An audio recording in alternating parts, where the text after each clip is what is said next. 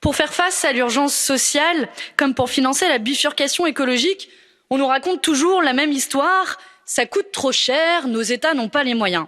Alors je vais tenter de répondre à cette question simple. Qui a les moyens de payer?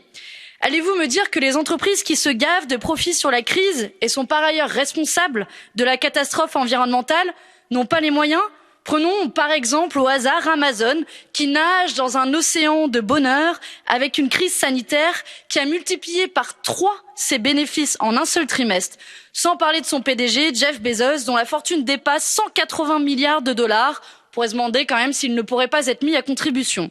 Allez-vous me dire que les spéculateurs qui font leur beurre sur les variations en yo-yo de cours boursiers devenus fous n'ont-ils pas les moyens? Pendant que nous payons jusqu'à 20% de TVA quand nous faisons nos courses, les requins de la finance, eux, payent 0,0%. Alors, notre proposition est simple. Taxer les profiteurs de crise et les transactions financières. Vous ne pourrez plus nous dire que nous n'avons pas les moyens d'investir dans les énergies renouvelables, les transports propres, la rénovation des bâtiments. Mais l'accord trouvé mardi sur le budget européen refuse de prendre ces mesures de bon sens. Aucune mention d'une taxe sur les profiteurs de crise conséquente.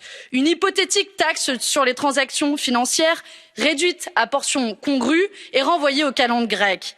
Vous le voyez, la question de qui a les moyens, finalement, est assez facile à répondre.